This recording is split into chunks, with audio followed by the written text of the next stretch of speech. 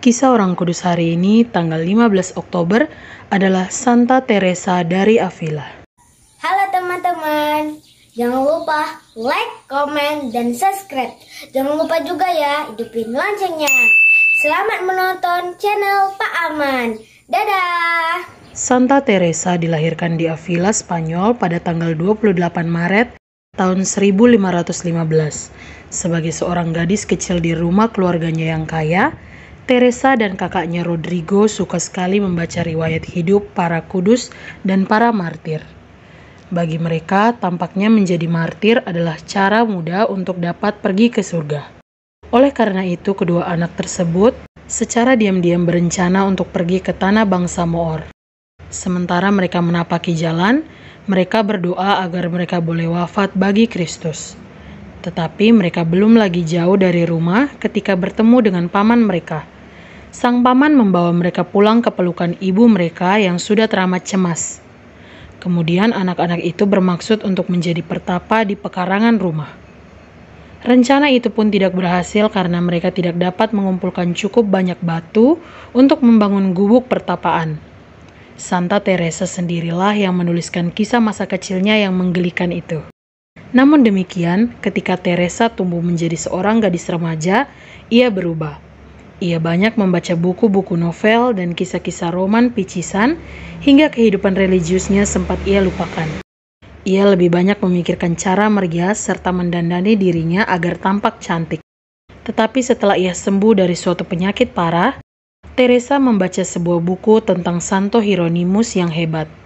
Pada saat itu juga ia bertekad untuk mempersembahkan hidupnya untuk Kristus. Ia ingin menjadi seorang biarawati. Ayahnya sangat menentang keinginannya untuk masuk biara, sehingga ketika ia sudah berusia 17 tahun, Teresa diam-diam meninggalkan rumah tanpa memberitahu siapapun dan memasuki sebuah biara Karmel.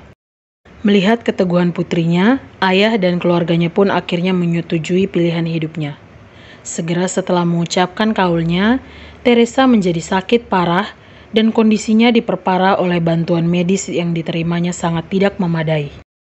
Dia tidak pernah sepenuhnya pulih kesehatannya.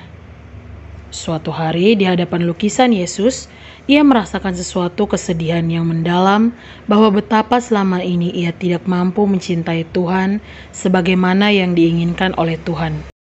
Sejak itu ia mulai hidup hanya bagi Yesus saja, tidak peduli betapapun besarnya pengorbanan yang harus dilakukannya. Sebagai balasan atas cintanya, Kristus memberikan karunia padanya untuk mendengarnya dan berbicara kepadanya. Teresa mulai menerima berbagai penglihatan atau vision.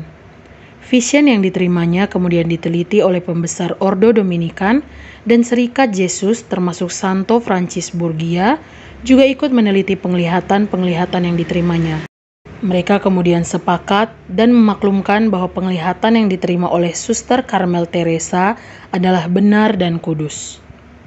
Teresa merasa biaranya terlalu longgar peraturannya dan jauh dari kehidupan rohani yang dicita-citakannya. Karena itu ia kemudian melopori gerakan pembaharuan dalam biara Karmel.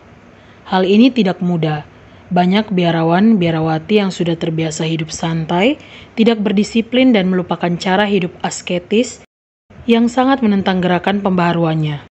Tuhan kemudian mempertemukan Suster Teresa dengan seorang biarawan Karmel yang kudus, yaitu Santo Yohanes dari Salib, yang juga memiliki semangat pembaharuan.